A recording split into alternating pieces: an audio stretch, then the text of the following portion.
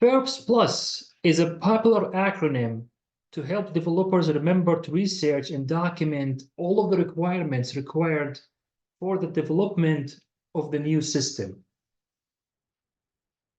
First, let's talk about what requirements are.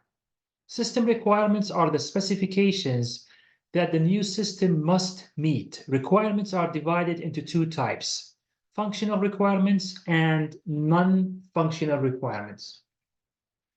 Functional requirements are those activities that the system must perform. We use several terms to describe these activities, including functional requirements, or sometimes just functions, features, or operations. Much of the emphasis of this course focuses on discovering, understanding, and implementing those functions. We identify and describe those functions through the use of use cases and other models that we build. Non-functional requirements, on the other hand, are all the constraints, or let's say all the other constraints that define how the system must operate. Terms we use to define non-functional requirements include goals, system constraints, system specifications, performance constraints, and so forth. Furps, or Furps Plus, is the acronym we use to list and categorize the functional and non-functional requirements. Let's go through the letters of Furps. F stands for functional, as in the functional requirements that we've discussed previously. U stands for usability. Usability describes how easy the system is to use. There is really no easy metric on measurement to know how usable the system is. However, as we design the system, and especially the user interface, we always consider how easy it is for the user to learn the system and use it day after day. The R stands for reliability. Reliability has to do with how stable, consistent, and robust the system is. Is it up to date? Is it up and running all day, every day?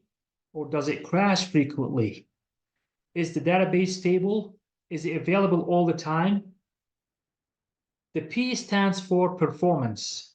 Performance is always concerned with the response time of the system for each user, and especially when it's heavy loaded with many users.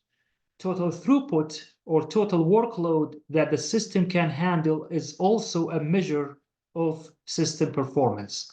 And finally, the S stands for security.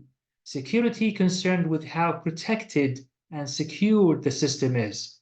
Is the system itself secured with strong protection? Are we using the proper security access controls in the system? In addition to the 5 previously mentioned requirements, there are also other constraints that must be considered. This is the plus part of the Furps Plus.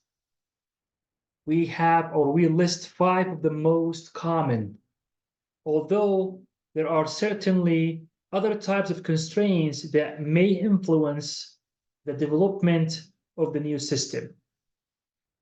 Number 1, design constraints. These has to do with specific hardware or software requirements. Some systems must run, for example, on a mobile device. Sometimes specific protocols must be used for network communication.